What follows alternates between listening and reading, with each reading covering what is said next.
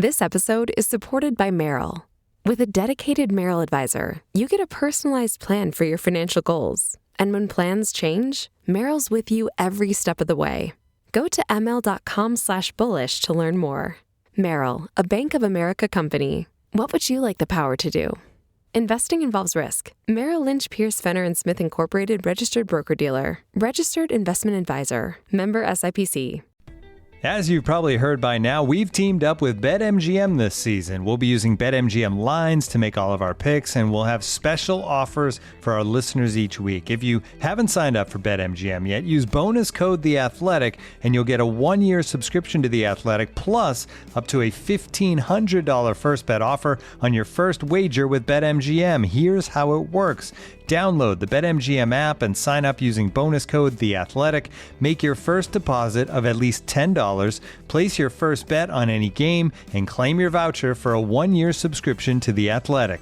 See BetMGM.com for terms. U.S. promotional offers not available in D.C., Mississippi, New York, Nevada, Ontario, or Puerto Rico. Gambling problem? Call 1-800-GAMBLER. Available in the U.S. Call 877-8-HOPE-NY or text HOPE-NY 467-369 in New York. Call 1-800-NEXT-STEP in Arizona. 1-800-327-5050 in Massachusetts. 1-800-BETS-OFF in Iowa. 1-800-270-7117 for confidential help in Michigan. 1-800-981-0023 in Puerto Rico. First bet offer for new customers only in partnership with Kansas Crossing Casino and Hotel. Don't forget, if you haven't signed up for BetMGM yet, use bonus code The Athletic, and you'll get a 1-year subscription to The Athletic, plus up to a $1,500 first bet offer on your first wager. When it comes to towing, seeing is believing. That's why Chevy Truck's advanced camera technology offers up to 8 available cameras for 14 unique views, so you can focus on the view that really matters. Chevrolet, together let's drive. Learn more about Chevy Trucks at Chevy.com. Safety or driver assistance features are no substitute for the driver's responsibility to operate the vehicle in a safe manner. Read the Vehicle Owner's Manual for important feature limitations and information.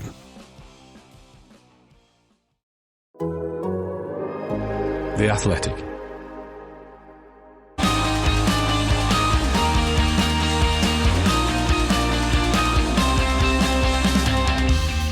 The race is on, and with the 2024 season in the history books, it's time for us to discuss our top 10 drivers of the season. So who made the list, who missed out, and how can we justify our rankings? I'm Edd Straw, and joining me to lay it all out are Mark Hughes, Ben Anderson, and Scott Mitchell-Malm. Well, Mark, we'll come to you first. It's that time of the year again, the top 10. Always a fun challenge, isn't it?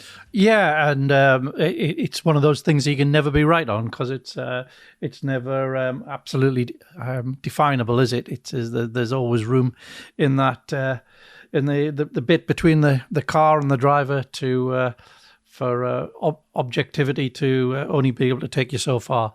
So all we can do is make sort of educated guesses and sort of back up our reasons for justifying where we've put them.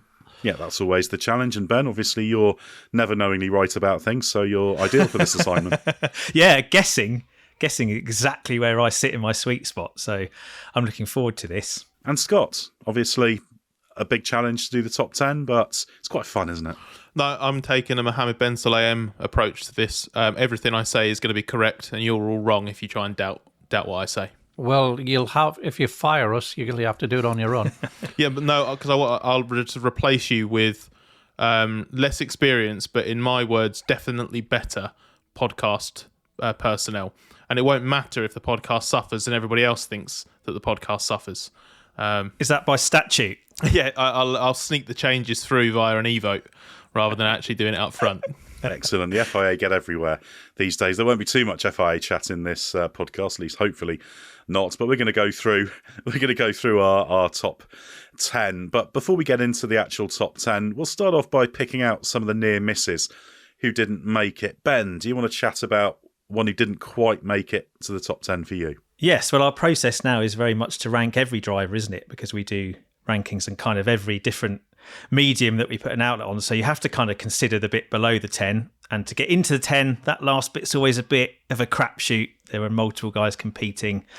And for a long time, I had a tie, really, between Valtteri Bottas, Alex Albon, maybe Yuki Tsunoda sneaking in there, also Nico Hulkenberg. And Bottas is the one I'm going to make a case for because I think he is, A, very unlucky to be getting booted off the F1 grid, for the level he's driving at. I think he was pretty relentless in hauling a rubbish car higher up the grid than it probably deserved to be for pretty much the entirety of the season. Okay, there's a big question mark about who did he beat, because Zhou Guanyu is perhaps not quite of the standard. But other than that, I think it was a very, very good season for Bottas, and one where he definitely did not deserve to finish without points. Mark, would you like to discuss one of the near misses for you? Yeah, for me, it's probably Alex Albon. Obviously, he had a few crashes which impacted upon the whole team season, in addition to his teammates' crashes. But I still think that when everything goes right for him, he's a very impressive driver. He's got a good turn of speed, and he's a good racer. And I think really it's difficult when machinery is, puts a limitation on what you can do, because it doesn't necessarily give you access to your the highest ceiling that you can get to. And I think that he's maybe suffered a little bit from that this season. It's probably being slightly less impressive than his previous two seasons with Williams, but the car's been not as good and the program's been more disrupted, so it's hard to say. But I think generally Alex is usually in the top 10 drivers in Formula One. This year just misses out. And Scott, who would you like to talk about? I'm going to go Yuki Tsunoda. I think that bar a mid-season run of races that I think was exaggerated by the problems that the team encountered, Tsunoda was on another level compared to previous years in F1. I think it's by far his most convincing season. He was already, at the end of last year, looking like he was going to turn Daniel Ricciardo's comeback into a non-event. And I remember at the start of the year saying and writing that one of Tsunoda or Ricciardo would destroy the other this year. They would end the other driver's career. And very early on, it was quite clear it would be Tsunoda doing that to Ricciardo. And Ricciardo came back a little bit, but even when Ricciardo was at his best, Tsunoda had him basically covered most of the time. And I just think had an edge of pace on him. And then Liam Lawson, when Lawson came in, that was very impressive. But we've always known Tsunoda's quick. What I liked about him this year is that he added a consistency and dependability to him. The problem is, I feel like it's always with these rankings, you get like 8 or 9 locked-in drivers in your top 10, and then there's about 4 drivers that you could put into 9th and 10th, or maybe just 10th sometimes. And Tsunoda is one of those. Like, it almost feels like a cop-out to say, oh, you know, one of these drivers is 11th. But I feel like he just had, of the 3 that we've discussed here, arguably the biggest wobble of any of those 3 drivers, maybe on a bit of a par with Albon. But I do think overall it was a very strong year from Tsunoda. I think the question mark over all 3 of our pet choices, if you like, is the just quality of the teammate or teammates that they beat, isn't it? You know, like Ricciardo isn't a great scout for Tsunoda, given that he was a guy that's basically paid not to race by McLaren and then kind of resurrected by Red Bull. And even Albon, who's been really impressive, like Mark said, you know, Sargent didn't make the grade. Colapinto gave him a bit of a hurry up. That's what kind of made me question Albon a bit this season. Seemed to kind of get in his head a little bit, and then just became a sort of higher ceiling version of Sargent, crashing a lot. So I still think you wonder, in terms of whether those guys really stood out, A, whether they maximised the machinery all the time, and also just what is the actual ceiling of the car when the teammate just wasn't quite there. Yeah, and it's always these small little differences that make the difference between those ones who are just on the edge of the top 10 and those who get into it. So yeah, Bottas, Albon and Tsunoda, all 3 of those can feel a little bit unfortunate not to be in the top 10. And Tsunoda, of course, was therefore the second most impressive Red Bull driver in our rankings. That'll shock anyone who's expecting to find Sergio Perez up in the top 3. But let's get into the top 10 now. The way we compile this is all 4 of us do our own top 10 list independently of each other, so we don't discuss it. We just merge them all together, kind of blind as it were. And as it happened, we all chose the same 10 drivers for the top 10, which symbiotic minds. Well, it made it easy, but it doesn't make for a great debate on the podcast, unfortunately. So we're going to have to find some things to argue about. We're also either really right or really wrong. Yes, yeah. Well, yeah, it's just the way these things sometimes shake out. But what we're going to do is we're going to run through the 10, and for each one, I'm going to let whoever, well, not necessarily whoever, because some of us had the same ranking positions for the same drivers, but whoever speaks first in each section will have put the driver in that position, just because that makes most sense. There's a few that we differed on, albeit still not as much as we'd have liked to. So we're all going to furiously agree for the next 45 minutes or so. So Nico Hulkenberg comes in 10th for us. Ben. Yes, Nico Hulkenberg. Actually, for a while, I was desperate not to put him in my top 10, simply because I got very confused by how he performed against Ollie Bearman, particularly Baku and especially Brazil, where Bearman was just lightning fast straight away and Hulkenberg was nowhere.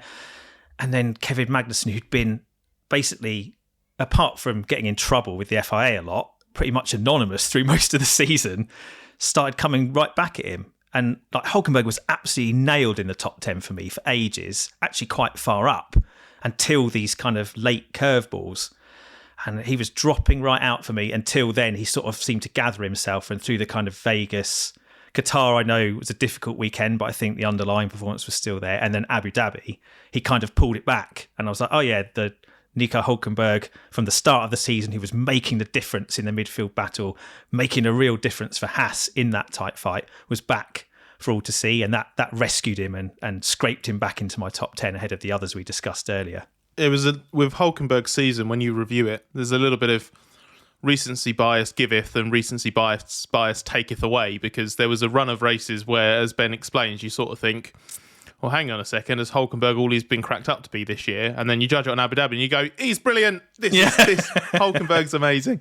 I think my favourite thing about his year isn't the amazing points finishes. It's not the lofty qualifying results and these kind of like against the odds underdog heroics. It's the sheer number of 11th places. I think he was 11th 7 times this year. And I just think, given how many times he did finish in the points, that to me is like the standout marker of how dependable he was in that midfield, because that midfield fight fluctuated so much. But with Hulkenberg in that Haas, you knew, I would say 95% of the time, he was either going to score points or come damn close to scoring points. 90, we'll say 90% because of the Magnussen-Bearman moments. Yeah, I think that's fair. Yeah, I think for me, that's what really stood out for him, the fact that he was so dependable. Mark, obviously you can now furiously disagree with everyone, but just to get everybody's expectations managed, I think we all put Hulkenberg 10th. Yeah. So this is going to be part one of us furiously agreeing. Yeah, I mean, although his form was good this year, you've got to bear in mind that Haas was a really good, well-balanced car. In among that midfield battle, it was the best car. So people got excited by seeing him heading in the midfield battle, but in fairness, he should have been heading the midfield battle. He was in the best car of that midfield for most of the time. And Bearman came in and blew him off at 2 races, in qualifying anyway. Baku and Brazil, wasn't it? Though he didn't have a good race in Brazil, Hulkenberg was much stronger. So, yeah, for me, Hulkenberg's about where he normally is. Lower top 10, maybe 11th, 12th, but 10th this year because he did a good, solid, consistent job. And Magnussen was much closer, as he always promised to be if they ever sorted the car out. He said, I'm not going to change my driving style to something that's unnatural, just to drive like Nico, because the car's bad. He said, I'm telling you, as soon as this car becomes good, I'll be as quick as Nico. And he pretty much was by the end of the season. So, yeah, for me, Nico did a good, solid job. Nothing outstanding. He was in the best car of the midfield and did a good job. Should we move on to number 9 now? This one's perhaps a little bit more controversial. Scott, Lewis Hamilton.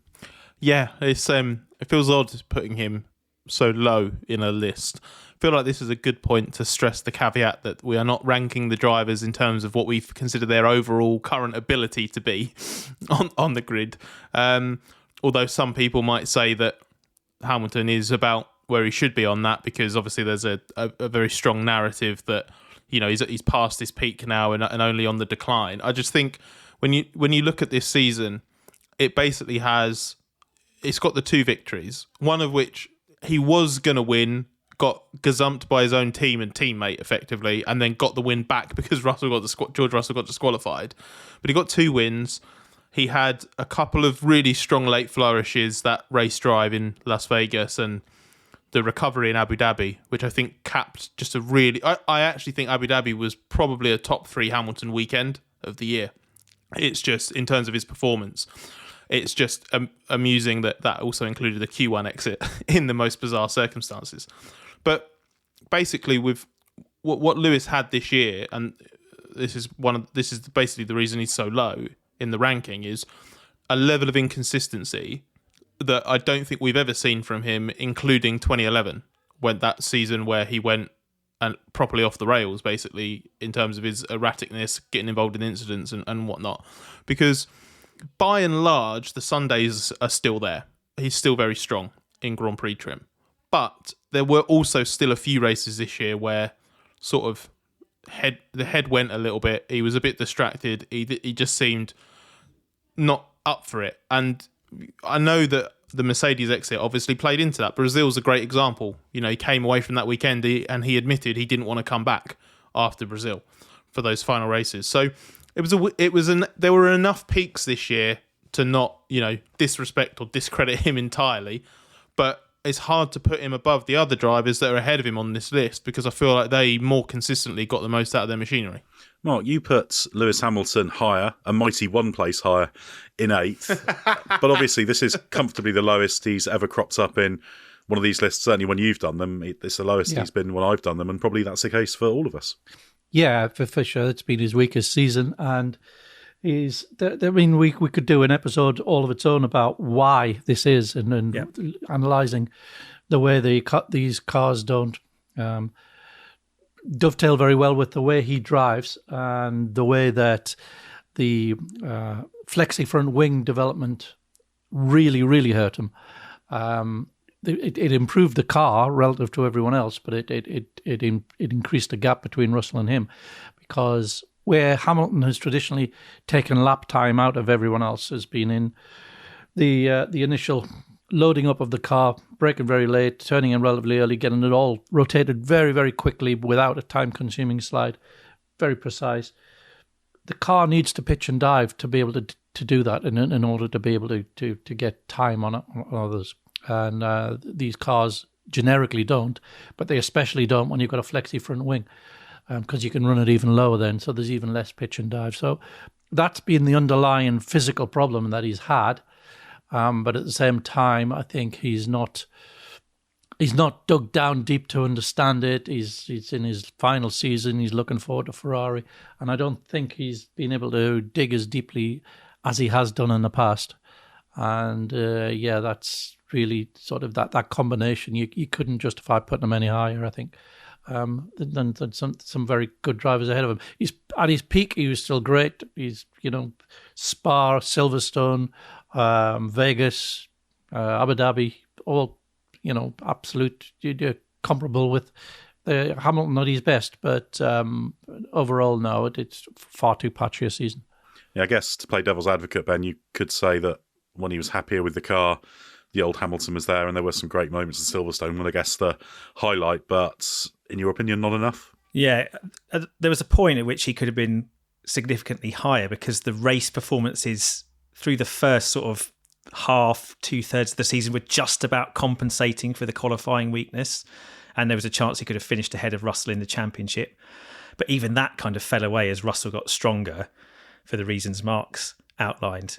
And the disappointment for me with Hamilton is, the peaks were there. Silverstone is the obvious one, but there were really only 3 or 4 of them, if you're being generous, and that's far too low for a driver of Hamilton's quality. And just to be as close to obliterated in qualifying by a teammate as Hamilton's ever been in Formula One is enough to suggest that, there are limiting factors and there are things about the car he doesn't like, or this generation of cars, but that's true of a lot of drivers. The key is obviously to find ways around that, to adapt yourself And he just hasn't really done that. It's looked to me like he's almost given up at times. And that's a very disappointing thing to see from a driver like Lewis Hamilton, who preaches never doing that. But of course, the caveat is always the fact it was the long goodbye. Quitting ahead of the season starting. Mercedes were never going to go in Hamilton's direction if there was ever a reason to diverge. So he was always on a bit of a hiding to nothing. And then this whole maelstrom starts to raise questions about whether he's washed and passed it and what have you. And you can't unpick any of it really until he washes up at Ferrari next year and we see him go up against Charles Leclerc, where hopefully you'll get fully motivated, fully on it, Lewis, and we'll get the answers to some of the outstanding questions. In 8th place, we've got Pierre Gasly, who, I had him 8th in my list. Really impressive season. It was kind of a season of two halves. Only one of the halves was only the very end of the season once the Alpine had been massively upgraded for Austin. He turned in some great drives, but he also did some really impressive performances in hopeless causes. Weekends like Azerbaijan, where he got nowhere near the points but was really good, and some minor points finishes. Spain was a really good weekend, for example. Always impressed with the way Gasly kind of keeps chipping away, keeps getting better. What did you make of him, Mark? I must admit, I thought we'd kind of seen everything we were going to see from Gasly, but he just keeps nudging that ceiling a little bit higher, I feel. Yeah, he's been impressive in the way that he's developed his career really at Alpine over the last couple of years. And, it would have been very, very easy to get so discouraged by how bad the car was at the start of the year. Just stuck it in there. He just continued to be positive. What Gasly needs to be really quick is a rear end he can really rely on, and then he can take pretty outrageous speed into the corners. And he was starting to get that by the post-Austin upgrade on that Renault, and that's when he really started to come alive. He came alive with the car, if you like. But as you say, he did some sterling drives before that. You mentioned Baku. I was thinking also of Zandvoort, where he was doing all those passes around the outside at Tarzan, including one on Alonso. Really, really gritty. Still fighty. Still very feisty. He's got a great turn of speed, and he's still there after all these years of, not quite making that big career breakthrough that was taken away from him when he disappointed in the Red Bull as Verstappen's teammate. So, he's still there. He's still one of the top guys, and he's been very impressive this year, I think. Ben, you had him highest among all of us in 7th place. Again, a huge one-step difference. So he clearly grabbed your attention. Yeah, I was very impressed. I mean, there's a certain element of recency bias in Gasly, but I think justified because, as Mark said, he came alive with the car. And I feel like the way he drove in the last part of the season, that it reminded me of 2021 Gasly, when he was, properly ensconced at AlphaTauri as it was then, had, come to terms with the Red Bull departure, got the team really built around him and working on that specific car trait he really needs to thrive. And I feel like that's what's come together again. There's that pivotal moment of Monaco and Ocon kind of sabotaging himself and effectively then being, not the guy anymore. Gasly's won the kind of internal struggle there. And then from that point, he's just kind of gone with it. And you see the results when the team is really focused on Gasly, he comes to a higher plane, basically. And there's still limitations there, but he can do quite remarkable things. And the other thing that impressed me, and maybe this is why I slightly rated him higher than the rest, is just the relentlessness. I felt there was no point in the season where Gasly ever let off, and I don't think you can say that about other drivers in the top 10 still to discuss, and also obviously Lewis, who we just discussed. So yeah, Gasly's relentlessness definitely gave him a little boost in my opinion. What did you make of him, Scott? Obviously it was a hopeless cause. It would be very easy for him just to furiously wilt amid the uncompetitiveness of the car, wouldn't it? Yeah, I find judging Gasly almost through the prism of his teammate is quite a helpful exercise, because there was a point this year, I would say, where you would have had to have put the two Alpine drivers pretty much next to each other in the rankings, and there'd have been a very, very difficult conversation to have had if they hadn't brought that basically brand new car in Austin and had that great run at the end of the season. They'd have had hardly any points, and you'd have been going, okay, well, did both of them just punch in like really, really great underdog seasons? And they'd have been sort of around 10th, 11th, 12th, something like that as a pair. And it's a bit risky I joked about recency bias earlier with Hulkenberg, but obviously Ocon's season tailed off so drastically, and Gasly's season soared to new heights in terms of results in the final few races. Is that enough over the course of a 24-race season to justify Gasly being this high and Ocon being, as on our complete ranking, Ed, we had Ocon around 13th or 14th, I think? 14th. Yeah, so the answer to that is essentially there was still a significant portion of the year remaining when those opportunities presented themselves. And with the exception of Brazil, which I think woke Ocon up out of the slump that he found himself in those final races, and that's why he was so mega there, because there was an opportunity for a great personal result. I do think that made a difference, because Ocon and Gasly are one and the same in terms of if they find themselves in a situation where they can, have something fantastic to show for it, they are unbelievably dependable. Like, they are clutched moment drivers. Like, you can rely on them to get the job done if they find themselves in an unlikely podium or top 5 or whatever. But I think outside of that, it was only Gasly that delivered from start to finish. And I do think, even though Ocon, I feel, had the edge in the first part of the season, it, one, wasn't dramatic, and two, quite quickly started to shift towards Gasly.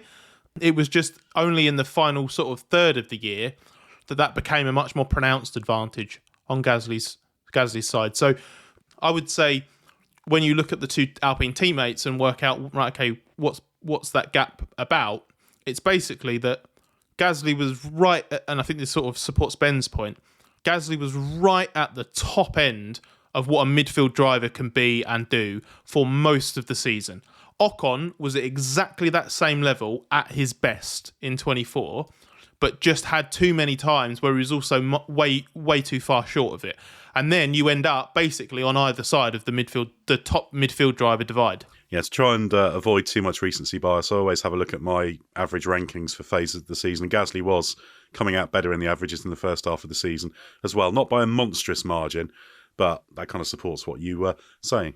Those peaks though, Ed, those peaks at the end, it's hard to temper, isn't it, when he was just so outstanding in that car. Yeah, it's only one part of the season, because if it was just that and it was only that, then he'd be similar to Magnussen, who had a really strong end to the season. So yeah, I think there was kind of more to Gasly throughout than that, although obviously, as we've talked about, him and Ocon were at times a bit more nip and tuck. But there is a really interesting contrast there, because you mentioned Magnussen, Ed, and that's that the Haas was capable of good results from the very start of the year, and Magnussen couldn't do it. He needed a change to the car late on that brought the best out of him and worked for him as well.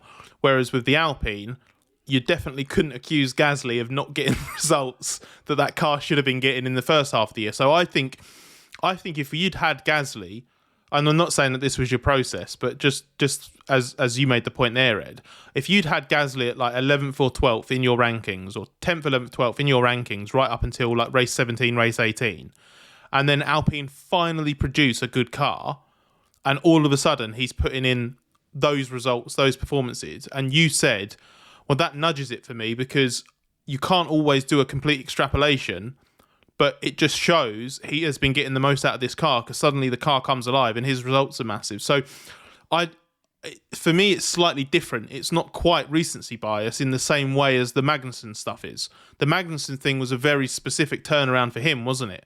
Whereas the Gasly thing was, oh, now my car's not a shed. Oh, suddenly my results are fantastic. Your time and expertise are valuable. And with professionals spending nearly half the work week on written communication, focus is one of the most important things to have at work. With Grammarly as your AI writing partner, you can stay focused and get through your work faster with relevant, real-time suggestions wherever you write.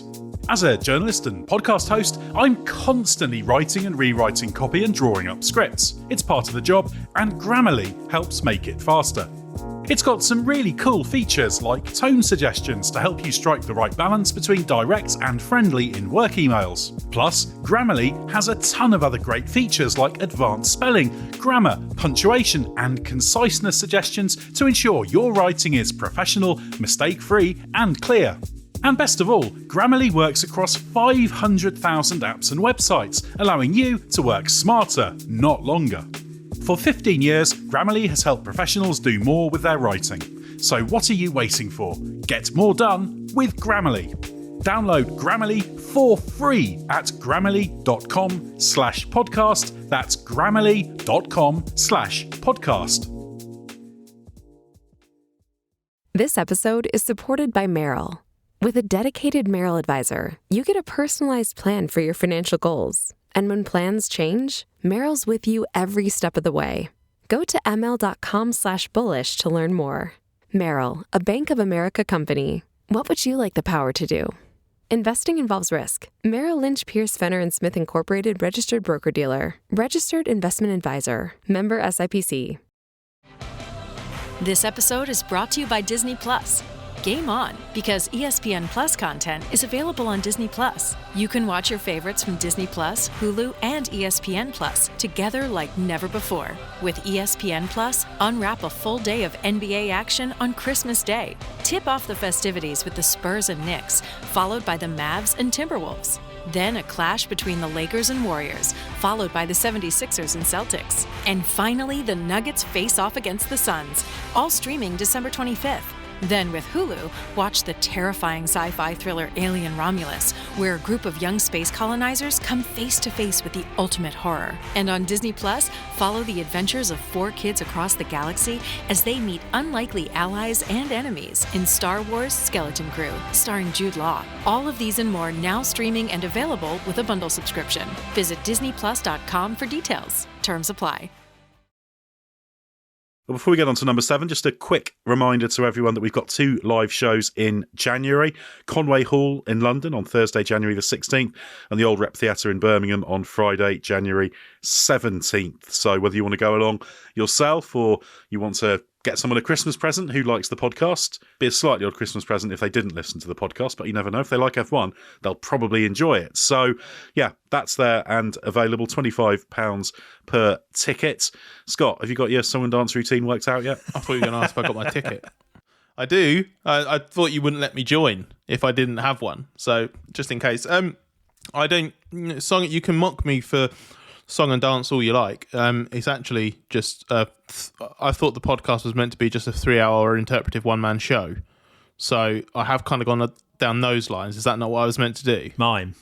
Are you going to do mime, Ben? Because that would work if you do mime on one side of the stage and Scott does his one-man show, and then maybe we can soundproof the areas you're in, and me and Mark can just chat properly like a podcast. Yeah, you two can. Then a podcast can break out in the middle of it. Yeah, nice. I think we certainly like that. You got anything special planned, Mark? Last time we were still making sure it was in your diary, so moved on from there yet?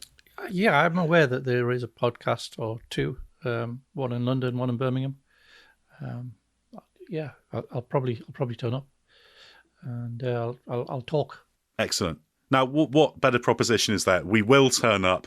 We will talk, and we should add it's going to be exclusive to those who are there. It won't be released, and I'm sure we'll hang around at the end as well for anybody who wants to hear us talk even more, strange as that might seem. But we're really looking forward to it. If you'd like to get your tickets, head to podlifeevents.com and search for the Race F1 Podcast Live, or click the link in the episode description.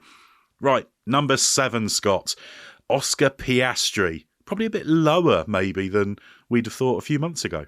And a lot lower than he would have been if the season had ended at the Azerbaijan Grand Prix, because again, it's very difficult to not sound like you're judging it on how the last sort of 6 races went, but or 6 races or so.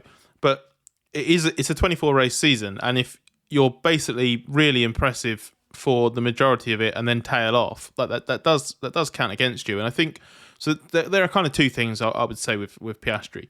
One is that he didn't make the step in qualifying I was hoping he would make in the second year, and I think that he and McLaren would admit he kind of needed to make. It meant he was quite consistently a track position disadvantage to Lando Norris. Now, in Piastri's defence, several times he made amends for that track position disadvantage by being an absolute damn killer in wheel-to-wheel combat, especially on the first lap, even up against his teammate. So some really, really astonishing peaks from Piastri. But that qualifying problem persisted. It never really looked like he was going to suddenly dominate, dunk on Norris for an entire weekend or something like that. So that's a clear thing for him to improve next year. And the second thing is just that kind of how limp that little run of races were after such a fantastic win in Azerbaijan. I really thought that was that little spell after the summer break. Okay, Zandvoort went conclusively in Norris's favour, but you'd had Monza where Piastri had out-toughed it, but Baku where he'd put together a really strong weekend. And I thought, okay, he's got a great opportunity now to kind of make a big impact on Norris in this final phase of the season. But then Norris did what he did in Singapore, and then the final races, it did just feel like Norris had Piastri at arm's length for the rest of the season. And that combined with the qualifying form means it just ended up a little bit lower in the ranking than I thought he would be at one stage. Ben, you had Piastri 6th, whereas we've got him 7th overall. Yeah. Did you give him a little bit more of a bump because it's still second season? Yeah, there's an element of that. I mean, he was higher, even than 6th for me at one stage, just because it's easy to forget that he's a second-year driver. Sticking moves on Norris at Monza, sticking moves on Leclerc at Baku. He completely mugged Leclerc for that victory. And I was like, yeah, he's looking like a top dog. He was looking like McLaren's racier. Scott used the word killer. He looked like he had the killer racing instinct that Norris lacked.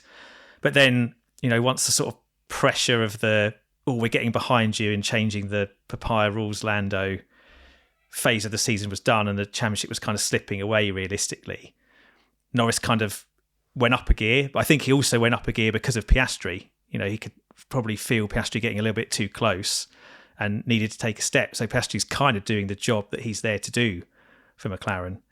But nevertheless, as Scott outlined, because that run of races after Baku, it was 7, wasn't it? It's quite a long stretch where he just was that step behind Norris. And even if he could get within 10th or a 10th, even if he could get within half a 10th or a 10th, it was so hard work for Piastri to do it compared to Norris. You kind of have to knock him back a bit because he was put in his place towards the end of the season, I think. The really important thing, though, Mark, isn't it, is this Norris versus Piastri battle. It's not over yet, is it? Although Norris did have a significantly better season, Piastri's still on that upward trajectory, despite perhaps the wobble in the final third of the season. Yeah, and it's, these things aren't cast in stone. He's still developing, as we've all said, and there's still the car traits to consider, so you will want work against him and for his teammate and vice versa, where the tyres develop, etc. So these things aren't cast in stone, but yeah, definitely, while he showed some incredible strengths and he's clearly stronger than Norris in some departments, he just wasn't as quick as Lando over a lap, and there's no way around that. He just wasn't, and he was no closer to Norris in absolute pace than he was last year. So that's what we'll be looking for really in year 3 for that. That's the main thing. Everything is built around the basic speed, isn't it? And you can have all the extra qualities that are required, but if you're lacking a tenth and a half to the fastest guy, who may or may not be a teammate, but then you're not the full package yet. So yeah, there's still a lot to work on for him, and but I wouldn't say that it's not going to come. Let's move on to number 6 now. Scott, Fernando Alonso. This was the driver that there was the most disagreement between us about. Oh, interesting. I'll lay out my rationale, and then you can. I will then learn with the listeners where the disagreement lies. I thought that while there were inevitably, I would say off the top of my head, 2 or 3 weekends or qualifying or race performances where Fernando went into, I think, what Ed, you've previously described as kind of like belligerent Alonso mode, where there's just like it's almost like the Alonso doth protest too much in terms of his body language and the way that he's is over the radio. And I still don't quite understand the almost sacrificial handing over of the position to Zhou Guanyu's Sauber in the Brazil sprint race, I think it was, which was just a proper, I need to send a message. This is going so badly. And that's how it felt. The vast majority of Alonso's season felt very good. There was a run around just after the summer break, Monza, Singapore and Baku. Monza, Baku and Singapore, I think it was. Certainly Monza and Baku. I might be misremembering Singapore, where I just don't believe that car should have been anywhere near scoring points. And that, to me, kind of characterised a lot of Alonso's season, putting that car where it shouldn't. Because I know that there's a lot of criticism of Lance Stroll, and Lance did some very stupid things this year. You know, the China thing with Daniel Ricciardo and the Brazil formation lap thing. But one, Lance is actually capable of being very fast, especially over one lap. And two, like he's a perfectly good Grand Prix driver. Like he's not hopeless. And Alonso didn't just beat Stroll this year; he embarrassed him for most of it. And the second half of the year, I don't think Lance scored a point after the summer break. I don't think that's wrong. And that can't just be Stroll giving up, tuning out, being rubbish, blah, blah, blah, when you look at what Alonso did. Because I'm pretty sure after the summer break, Alonso matched Perez for points, or they were very close on points. So I don't see, it's not just, oh, you couldn't have got more out of that Aston Martin. I genuinely think Alonso got more out of that Aston Martin than he should have. So I think it was a very, very, very good season, even though he believes that nobody paid attention to it. So never know. Maybe he'll give us a little bit of credit. Well, Mark, you had Fernando Alonso highest. I think you had him 5th in your list. So you were clearly impressed. Well, we all were, because we all had him reasonably high, but you had him highest. Yeah, I just think that on those days when he doesn't go into belligerent mode, which is only like a couple of times a year, I think he's the benchmark for dragging the most out of an uncompetitive car. I think if you give him the absolute fastest car and you put the absolute fastest driver alongside him, he doesn't qualify it as well as the absolute fastest driver. But I think in terms of give him an ill-balanced car and what he can drag from it, I think he's still the benchmark, and his racecraft is still fabulous. You watch how he places himself on the first laps and things like that. He's still the best at that. And I think what's going to be interesting is how much he finds from himself if and when he gets the competitive car. But I think if you're just looking at this season, it's totally car dominated for him. And the Aston started out around about where the Merc was in competitiveness and ended up near the back, and that's he was still dragging the results from it that the car deserved and occasionally transcending it. Yeah, there's a huge amount of quality from Alonso this year. I had him 7th. Mainly it was the second quarter of the season that got a bit patchy. He still had some good weekends during that phase, but just like Imola, Monaco, there was a little bit of a run of races punctuated by a very good weekend in Canada that I wasn't totally convinced by. I guess, Ben, that played against Alonso for you as well, because you had him lowest in 8th. Yeah, there was that patch you mentioned, some unconvincing weekends. Imola, Monaco Q3 stood out. Austria, he's never good there, it seems to be at this phase of his career. And the belligerent Alonso phase, I felt like it went on a bit longer than maybe we think as well in the latter part of the season. There's an interesting contrast to me in Gasly, who I felt that was like, even though things were rubbish at Alpine, he was determined to make it work. With Alonso, it felt more like he was prepared to hang the team out to dry a bit and say, well, I'm going to perform if you give me the tools, but actually at this point, I'm just going to show how bad these tools are.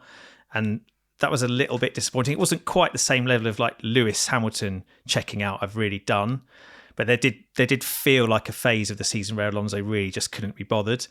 And it relates also to, people like Perez. He scored the same number of points as Perez, but Perez was nowhere near making the top 20 probably of the rankings, never mind the top 15 or 10. And also Stroll. What level is Stroll at? He's decent, but how fast is he? I don't know if he's a great comparison for Alonso's speed, which is not, as Mark said, one of Alonso's known strengths particularly. But also, it was Stroll's weakest season, I think, wasn't it, Ed? Probably ever. So my reckoning, yeah. Yeah, so therefore I think that maybe Aston's dragged both of them down, but I feel like it's certainly, if it's dragged Stroll down, it's dragged Alonso down too. He was still great. There's no question about Alonso's enduring qualities, but I just don't feel like he was at his absolutely relentless best this year like he has been recently. I would say that without Alonso, I think Aston Martin would be looking utterly embarrassed at this stage. Agree. Because there's a good comparison in some of the other midfield scraps when he was getting 8th, 9th, 10th places that probably he shouldn't have been getting just by maximising the car he had while others weren't quite doing it. Let's move into the top 5 now. P5 for outgoing Ferrari driver Carlos Sainz, Ben. Yes, Carlos. I mean, he's by far and away, I think, in the end, the best of the guys who were second best in their teams, right? In the top teams. He was so close on qualifying average to Leclerc, which is no mean feat, considering, how fast over one lap Charles Leclerc is, and we all think he is. And I just feel like Sainz really, he could have had a Lewis Hamilton type season where, I know I'm out. What have I got to fight for? Do I really want to give my all? But he absolutely did from the first race to the last. He absolutely probably had his best season in F1, I would say. And I think in the circumstances, that was really laudable. I was very impressed. It was quite tight with Piastri for a time, I felt. But because he stretched his strong form right through that last third of the season, and particularly peaking with kind of Austin, Mexico performances, which I think were really, really impressive, as the Ferrari came to its best moment as well. I think it was only the fact that you had kind of guys who were dominant or ahead in their own teams that meant that he wasn't higher up for me. Mark, you had Carlos Sainz one place lower in 6th place, but yeah, that's not a huge difference. So clearly a very strong season for him, I guess. Not top Spaniard. Well, there we go. That'll be controversial. Yeah, I wouldn't make a big argument of between 5th and 6th of which particular Spaniard it should be. I don't feel that there was much difference in the overall performance, but Carlos, he's such an admirable character, and the way he's dealt with, something the really dispiriting and something that would really hurt, that for nothing that he's done wrong, I think was amazing. And you see in adversity, that race that he won in Melbourne, it was just amazing. He'd had to get himself out of bed, where he'd been since the operation, barely able to walk, to get on the plane to go there, and barely able to get out the car, in and out of the car, barely able to press the brake pedal very hard because it hurt so much. I think he wins the race. So I think you see the real strength of character in Carlos in so many ways. And I think he's capable, if he gets a team behind him, if there's still time in his career for this to be possible. If he gets in a competitive car with the team based around him, I think he's still capable of winning a world title. He used it as fuel, didn't he? He used the thing that kind of dispirited other drivers on the grid in their situations this season. He used it as fire to kind of propel him to new heights. You could see in that late run, I think he was talking about it in kind of Mexico press conference, that, he felt a bit, you could tell he was a bit sad that Ferrari were peaking just as he knows the end is coming. But rather than that kind of dispirit him, he just used it to kind of show what they'd be missing. And I agree with Mark. I thought that was really admirable that he showed that grit where others didn't. I think ultimately, Scott, I don't know about you, but it's the fact that he can't get a little bit higher is the fact that Leclerc is the stronger Ferrari driver. Leclerc, in line with previous seasons, was ahead on most performance metrics about 2/3 of the time. And Sainz had a few mistakes, threw it in the wall a few times. That's kind of what we've seen from him in the past. So that's what probably stops him from being a threat for certainly the top 3 in our list. Yeah, I'd have been all right with Sainz being anywhere from 3rd to 5th. I think in this ranking, I think the top 3 would have been slightly generous, but you could definitely swap him with the driver that is going to come up in a second in 4th in our rankings, I think, and certainly make a strong case for that because Sainz ticked so many boxes this year. The peaks were phenomenal. He had an amazing bit of adversity to overcome with that Melbourne victory, as Mark was explaining. And he has, as I've said many times, the driver who I do think is the fastest in Formula One over a single lap as his teammate. But that margin is so narrow. The one thing that counts against Sainz slightly against Leclerc is that as an overall comparison, he is often just about shaded across the board. But he also has more weekends where he is just brushed aside by Leclerc than he can do to Leclerc, if that makes sense. And so he is ultimately the second Ferrari driver, but he's the second Ferrari driver by a tiny margin. And he's still, as this ranking shows, doing a better job than the majority of the drivers on the grid. So it was a very, very strong Sainz season. And I think it's difficult to separate him and Leclerc by the margin that we have when you could probably make a very good case for both Ferrari drivers having produced their best seasons in F1 yet. Let's have a quick break, then get on to our top 4. So, you want to be a marketer. It's easy. You just have to score a ton of leads and figure out a way to turn them all into customers. Plus, manage a dozen channels, write 1 million blogs, and launch 100 campaigns all at once. When that's done, simply make your socials go viral and bring in record profits. No sweat. Okay, fine. It's a lot of sweat. But with HubSpot's AI-powered marketing tools, launching benchmark-breaking campaigns is easier than ever. Get started at HubSpot.com/marketers. With Lululemon, the real gift happens when they're living in it. When you give the fan favorite everywhere belt bag, the real gift is... And when the ultra-soothing Rest Feel slides are the gift, you're really giving them... This holiday, Lululemon makes it easy to give little luxuries that go beyond. Open the moment. Shop now at Lululemon.com. This episode is brought to you by Shopify. Do you have a point of sale system you can trust, or is it a real POS? You need Shopify for retail. From accepting payments to managing inventory, Shopify POS has everything you need to sell in person. Go to shopify.com/system, all lowercase, to take your retail business to the next level today. That's shopify.com/system. Right, number 4 now. Mark, George Russell. Yeah, George, he's had a great season, I think. And it's not just because he's outperformed Lewis Hamilton. I think Lewis has underperformed. But I think George has stepped up his game. A fewer errors, but still the very high peaks.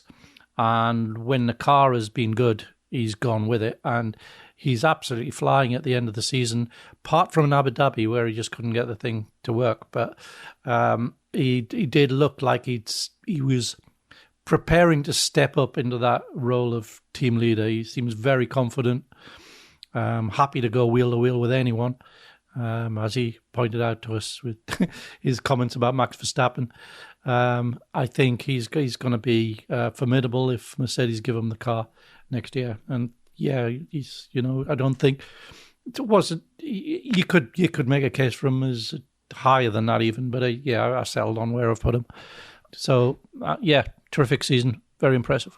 Yeah, and it's important for him to take this step. I think we all had him 4th, and Ben obviously he was much lower in our top 10 last year. So this felt like the year where he kind of needed to bring it all together and produce this kind of season to avoid being sort of thought of at Mercedes as perhaps not the guy to succeed Hamilton.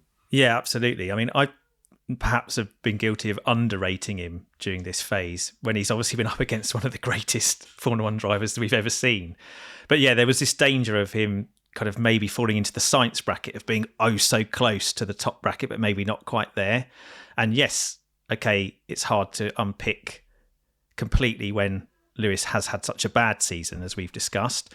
But I still feel like Russell played his role in making it that bad for Lewis. Some of the qualifying laps. I mean, there's a list of at least 9 or 10 really impressive qualifying laps that you could roll off the top of your head. Putting the car probably where it didn't belong, really, in terms of that pure speed. And he just tied it up. Okay, there were still a few George Russell moments, like the Mexico crash in practice and just some messy executions. Canada, I was thinking, is he really going to be the guy? But I think since then he absolutely was. He was showing Mercedes that he got the pace to make them question Lewis in the first place, I think. And then this season, as Lewis kind of came unstuck, George was emphatically the quicker, became the focal point. He's kind of, he's the fulcrum now. And now we need to see kind of whether he can go with that and then push into the realm of the other guys who are kind of making teams their own, or whether he gets, Antonelli'd as the quick kid finds his feet in Formula One. Now, Scott, on George Russell, this is about 2024, so I'm intrigued to see how you'll get a 2014 BRDC Formula 4 Championship anecdote about George Russell into this. So give it a go. Well, not a lot of people know this, but I did first cover George Russell during his 2014 BRDC Formula 4 Championship. Did you? And I remember writing in the Autosport season review at the end.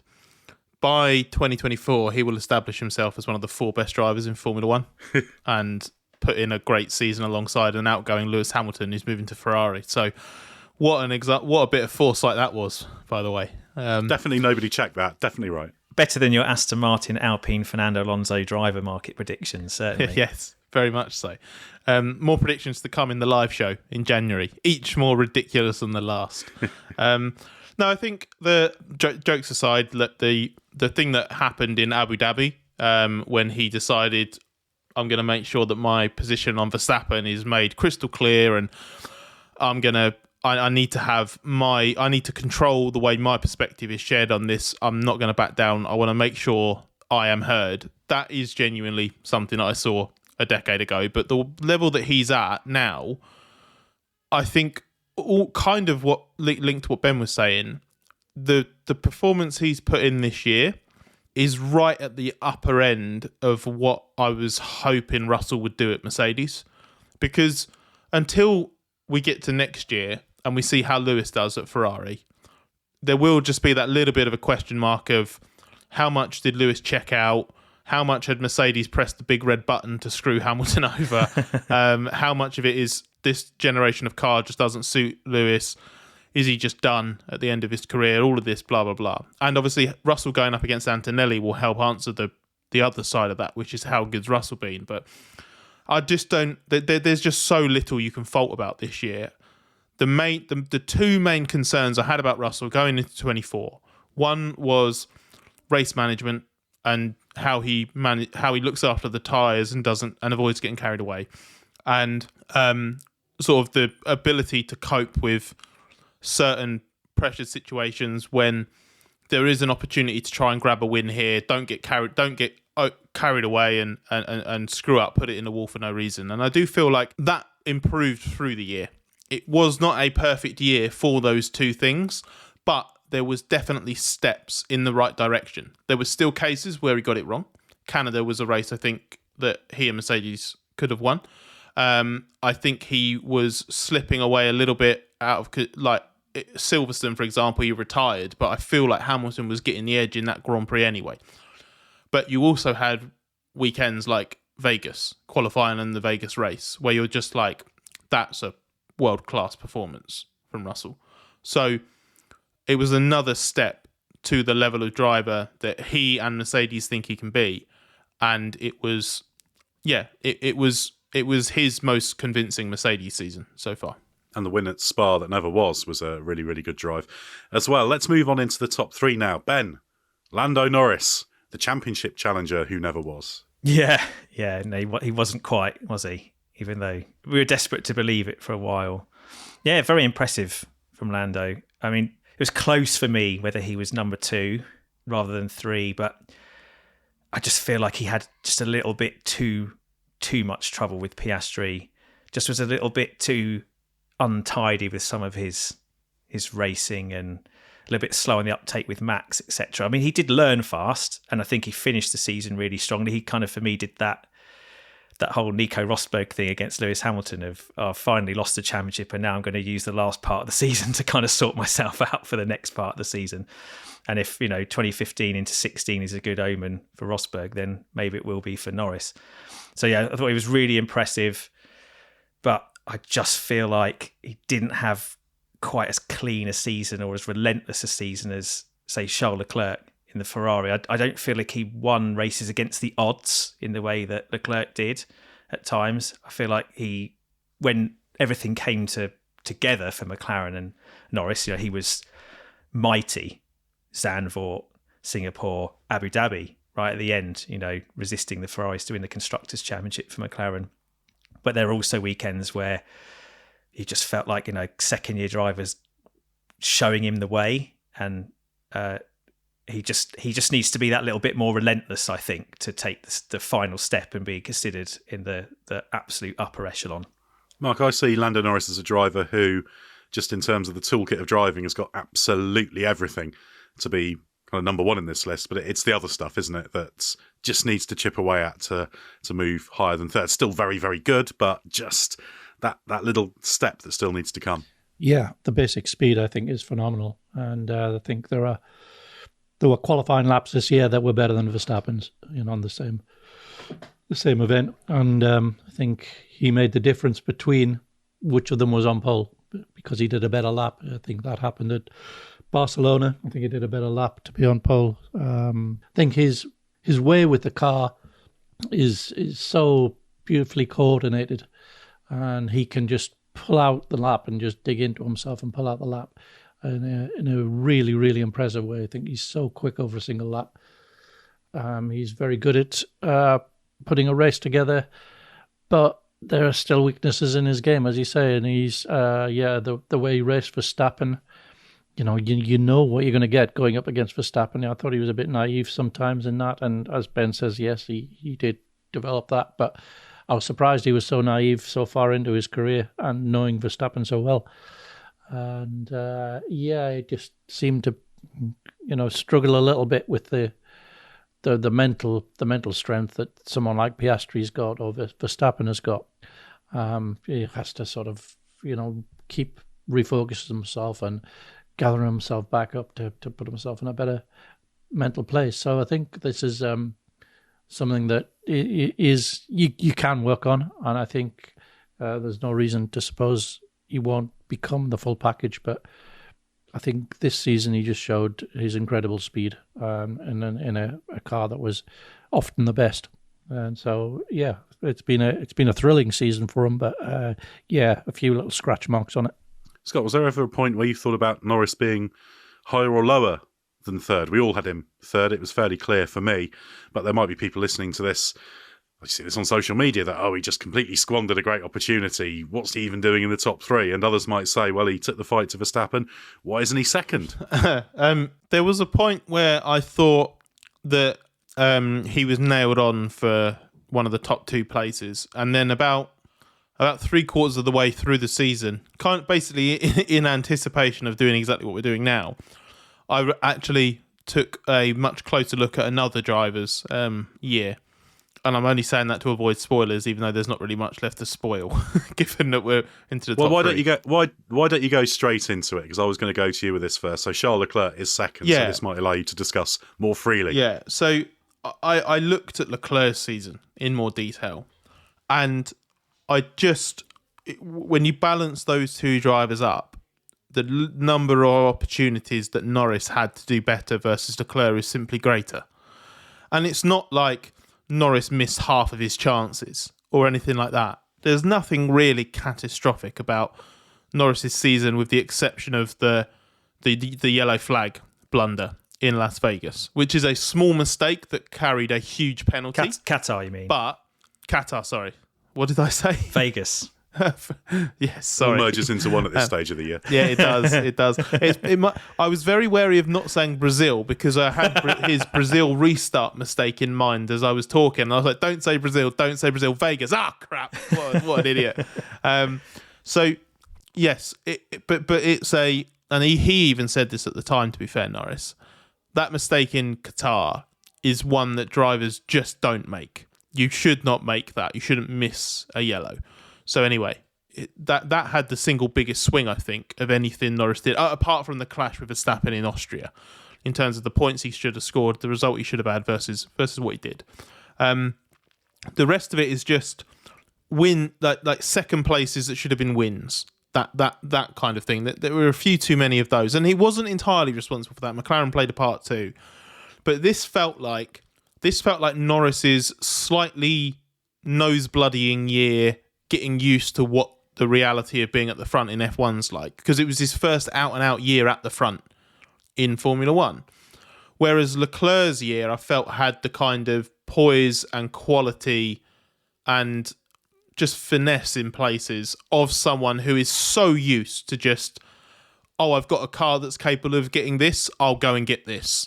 Like Leclerc, I just felt was really fantastic, and to the point of I came really close to wanting Leclerc as my number one, but I just felt that Doohan's great Abu Dhabi appearance was just too much to ignore. Yeah, me too. Yeah, I think if you look at Leclerc's season versus Norris, Leclerc just had slightly fewer weekends where he was off it compared to his teammate.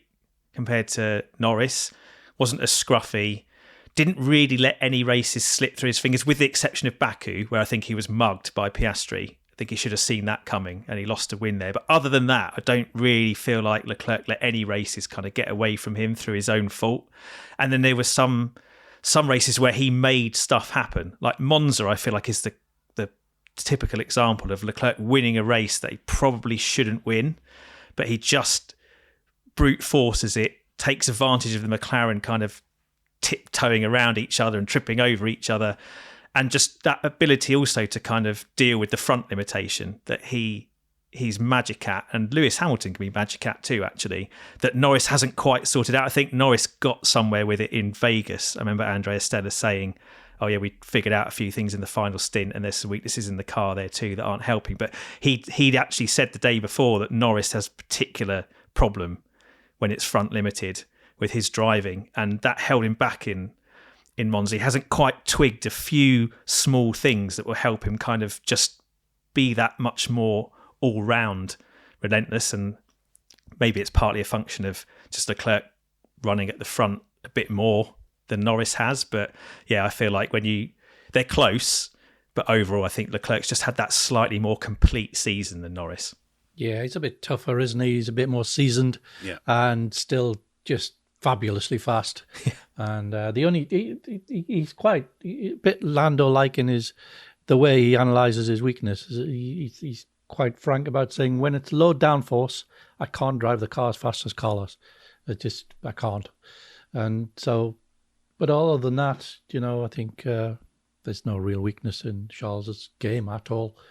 And I think, if there's anybody that you would put up against Max Verstappen in the same car, I think he'd be the one.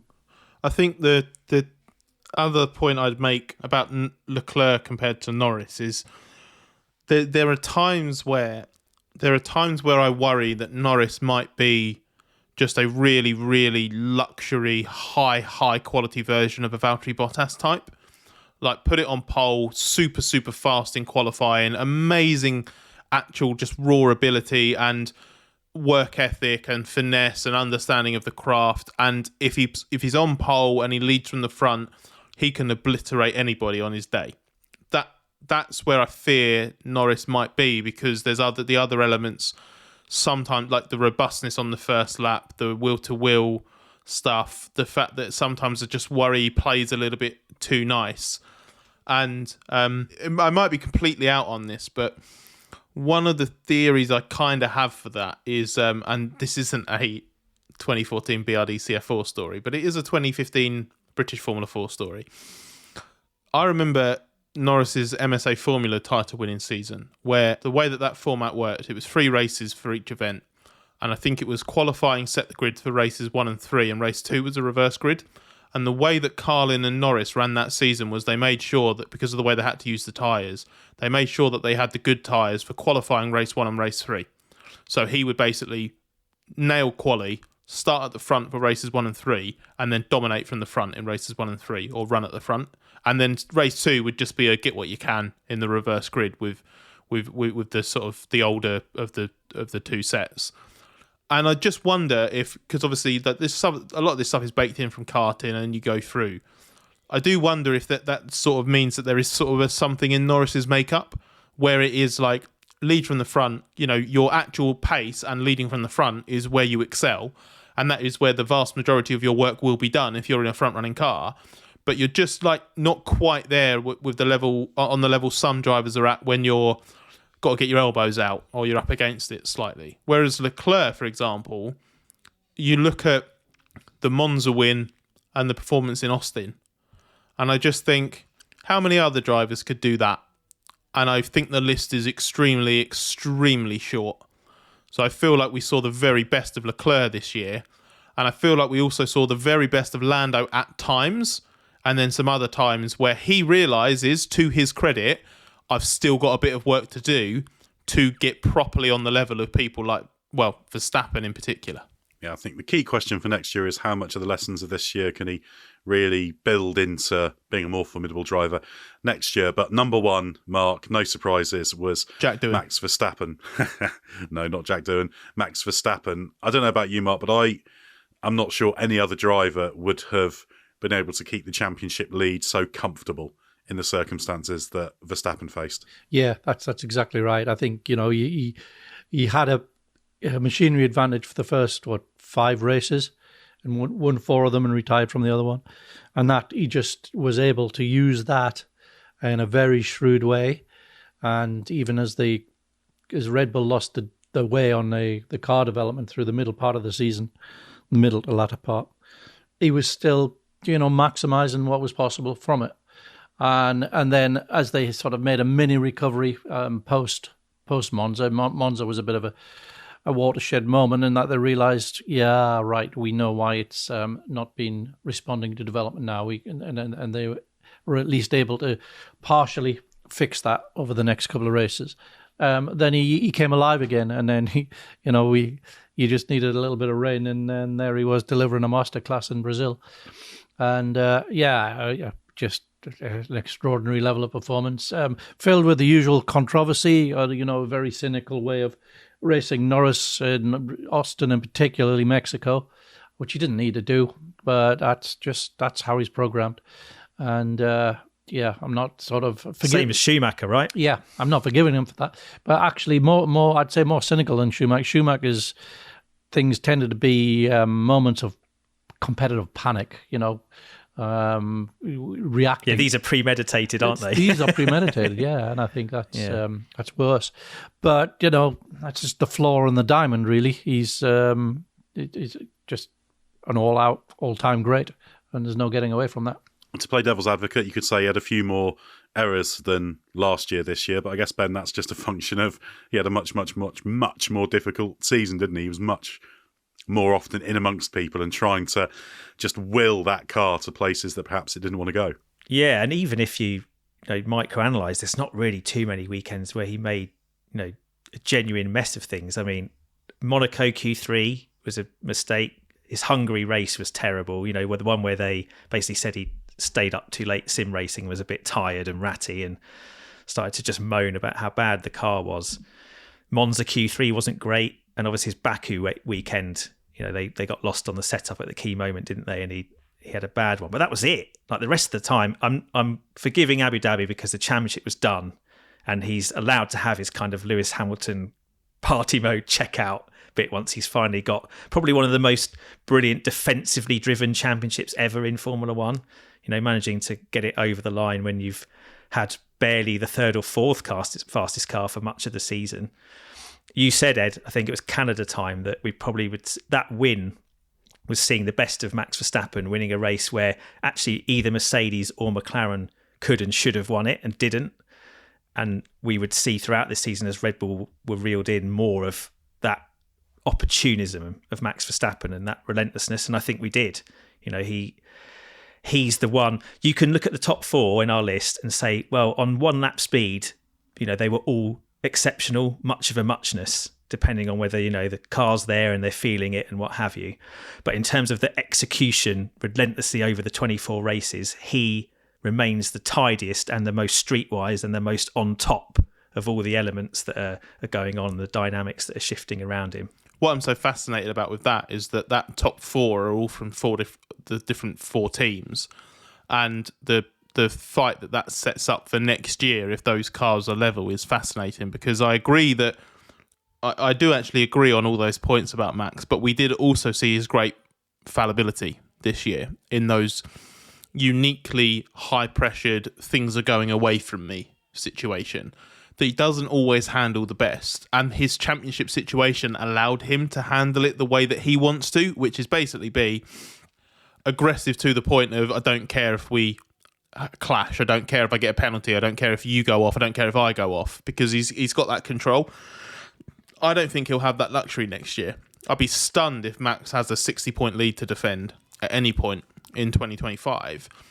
But what I would say almost in his favour there. Well, this is where Russell's laying down the ground, though, isn't he? Because in Abu Dhabi, he was basically saying, well, look at the point from Austria where we won a race. Like, Max has been beatable since then, so he's beatable. When he hasn't got the best car, he's human. So the mind games have already started in that kind of top 4 fight.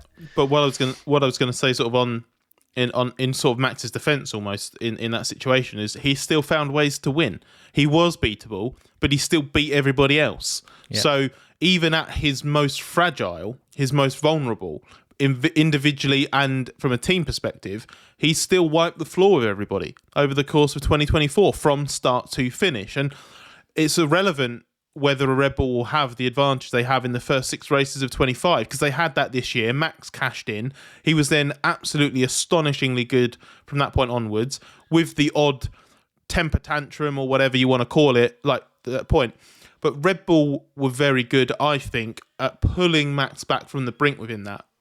My understanding is there was a conversation after Hungary, in between Hungary and Belgium, and I think it was between Max and a bunch of the Red Bull hierarchy, and it basically was a bit of a, look, Max, you're not on your own, because if you remember, Hungary is where he felt really isolated, felt like he was being asked to do the impossible on strategy because Red Bull had screwed up. It wasn't quite that black and white, that he didn't have the full reading of the race situation. They hadn't communicated the strategy properly, and it turned out they had played the strategy wrong as well. And that just sort of created that scenario where Max is yelling like mad down the radio, and it felt like the cracks were really opening up at that point. Well, the upgrade was rubbish too, wasn't it? And the upgrade, yes, that was a key factor as well. So you had, and there was enough of the season left that Max was genuinely worried about both titles. But they pulled that back. They just managed to wrap the relationship back up again to enough of a, look, we got that wrong. We are not leaving you exposed.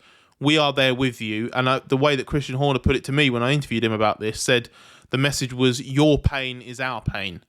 That was what they were really trying to get across. And then apparently Max's response to that was fantastic in terms of the way that he was trackside, but also the effort that he went to with doing extra time in the factory. We know Max isn't Max isn't that kind of like Lewis Hamilton style figure in terms of seeing himself as like a motivational type, but Max sort of almost begrudgingly took that role on at times because he felt that he needed to speak to people at the factory and kind of G everybody up. And it felt like this was Max as a leader in the second half of the year. And he stepped up in so many ways this year. You would think after a season like 23, the most dominant in F1 history, you can't really go up from there, but you can if you face a bit of adversity. And that is what Max had finally in 2024. And it's why I think it's his best title so far, because I think he overcame something proper and he won that title.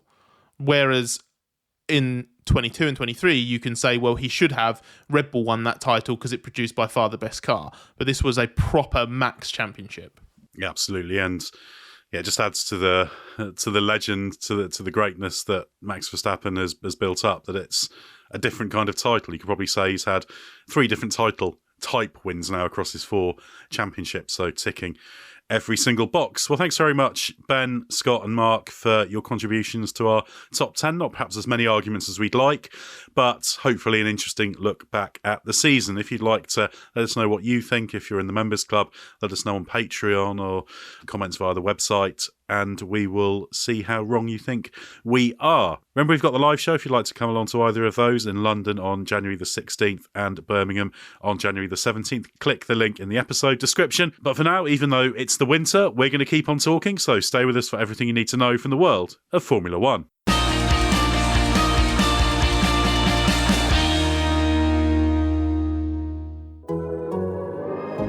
The Athletic.